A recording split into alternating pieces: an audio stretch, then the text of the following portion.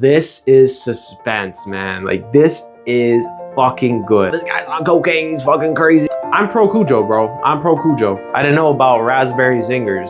I think the narrative of Cujo is quite wrong. Hi, I'm a connoisseur wannabe, and the 6th book I decided to read was in fact Cujo by Stephen King. Growing up, I knew Cujo as the killer St. Bernard dog.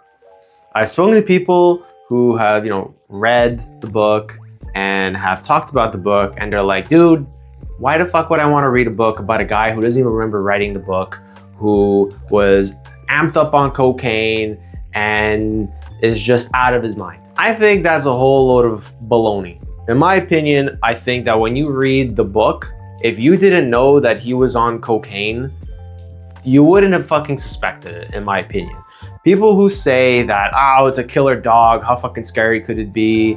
Or why the hell is he making the dog talk and shit? In my opinion, I think that Cujo gets a very polarizing opinion because of the plot, but I think it's quite tame of a book compared to some of the other things that I've read. Let's get into Cujo. Essentially, the book is about 2 failing marriages where the wives dislike their husbands, but at the same time require their help in different situations after they say they could be independent, and have kids that they love but are also frustrated at the same time. We're with the Trenton family with Vic, Donna, and Tatter, and we have the Canby family with the fucking who the fuck are they again?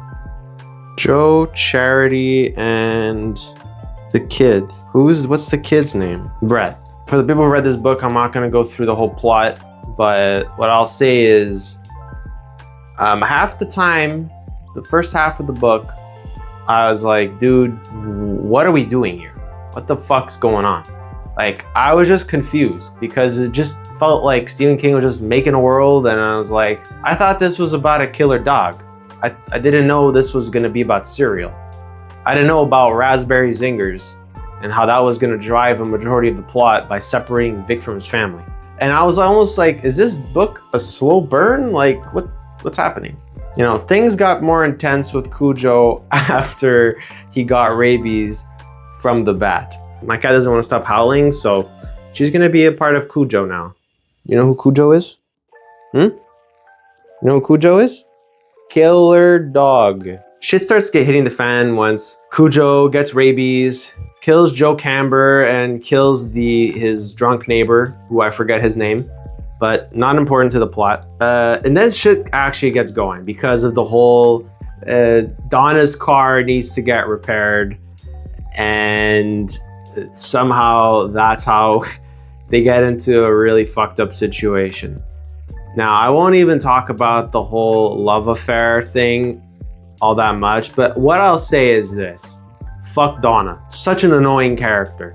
And she becomes really annoying once she gets trapped at the farm, the Camber farm, with Tad, and she's having this whole fucking duel with Cujo. Absolutely wild. Right, Tuna? Yeah, that's right. It was pretty wild.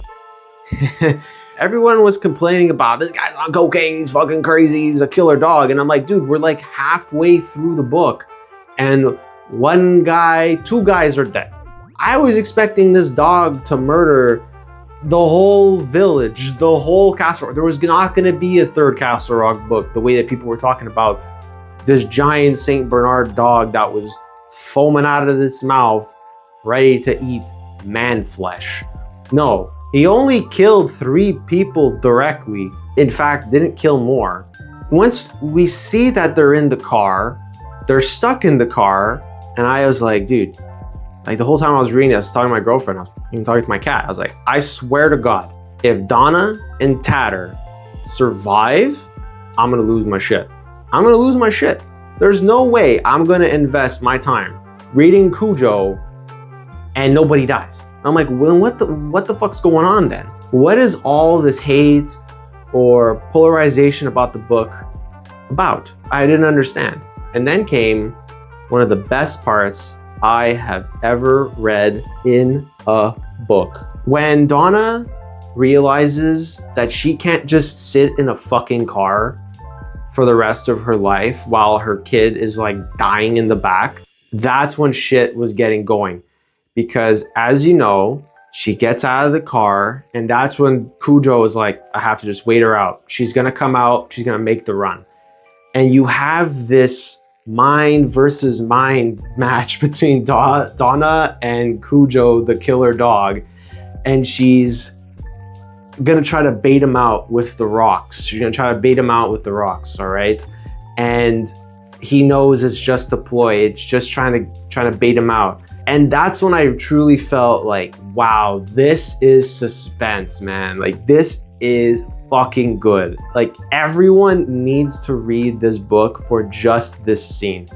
It was so palpable. I was literally at the edge of my seat. Like, I'm never at the edge of my seat reading a book. Even from Misery, I was like, I thought Misery is a much better book than Cujo, but this scene, to me, I will always remember it, and it's so good. Just think about it, like, you haven't seen much killer dog action yet, and you're just like, when is it gonna happen?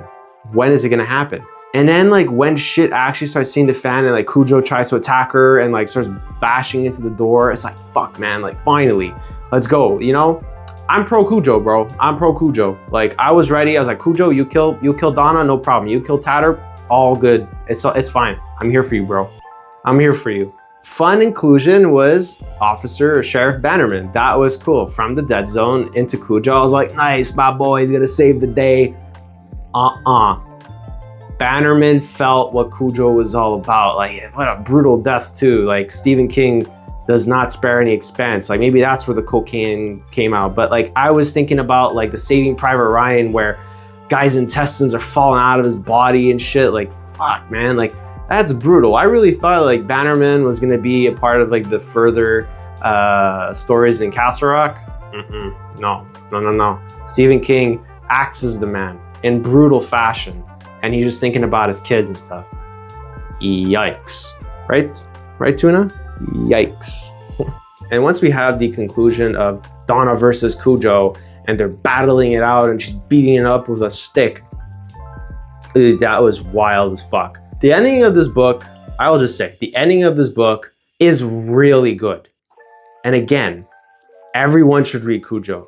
Like, you just gotta get through the cereal and the raspberry zingers, and you will be fine. You will be fine. It is so worth it, all right? Like, she is fighting for her life, trying to save her kid, but she made some really bad decisions, and it was ultimately her own fault, really, in my opinion. And to see that she's bludgeoning Cujo even after he's dead is just absolutely insane. And then we get Cujo's side of the story where he loved his owners. He would have died for his owners. I was like, dude, don't pull my heartstrings, man. I just couldn't believe it. The way that, you know, Stephen King wrote that ending and how brutal it was. And then Vic manages to come back, and then he sees his wife just absolutely bashing Cujo, and he's like, what the fuck's going on? And then the worst part of the whole thing is that when he finds his son just dead in the freaking car, that's when I was like, fuck Donna all the way. It makes you wonder how long he was dead in the car and she was just talking to him. Like, that whole thing was just rough. And then they're supposed to go back to their marriage after she cheated on him and try to salvage what's left after your son is dead. The ending of this book gives you literally no hope. You're like, this family's destroyed. This is one hell of a ride of a book.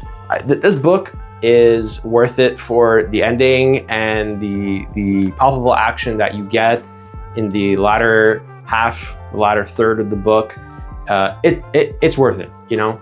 I know some people are going to be dissuaded from it because of, again, fucking cereal drives, you know, but I think you can make the argument that it's supposed to be a juxtaposition between the craziness that goes on in one scene and the calmness and complete like different type of stress in another, and ultimately dropping everything that you have because of other emergencies. So yeah, the resolution of the whole serial thing was very cut short, and we're like, oh yeah, we ended up saving the file. I am a fan when like the author does make a conscious choice to not fully resolve some subplots because of the main plot being so chaotic. I think that's fun. Hopefully that's what Stephen King was doing under cocaine, and you know, but that was a fun twist to it. But again, I think we could have done with a little bit less serial in the story. There are some goods, some bads in the book, like I've outlined. One of the weirder things was there were no chapters. That one there, that was weird. That was a weird thing. Because like there are natural breaks when it moves from one side of the story to the other. But yeah, I will say too, the whole Camber family saga, we see Brett and Charity go to Charity's sister's house. That, dude, honestly, that really had no fucking importance to the story. Like, it was not important to the story at all. And I think that was kind of one of the weaker parts that I think could have just been maybe trimmed. Again, the dude was on cocaine and he's probably not like trying to fully flesh out things. But yeah, they could have literally left that out where like, you know, they want a vacation, that's it. You know, that's it. But alas, that's how Stephen King wrote it. So I'm feeling a good 7 on 10 for this book. I enjoyed it quite a bit. So hopefully you enjoy it too. If you enjoyed it too, if you read it. So let me know in the comments down below what you thought about this book. What are your thoughts and opinions, and whether you think I'm completely out to lunch or I'm completely wrong about Cujo. And yeah, what are your scores on Cujo? If you like the content, please consider giving me a like. And if you really, really like the content and you want to see more reviews and stuff, why not give me a subscribe? Thank you.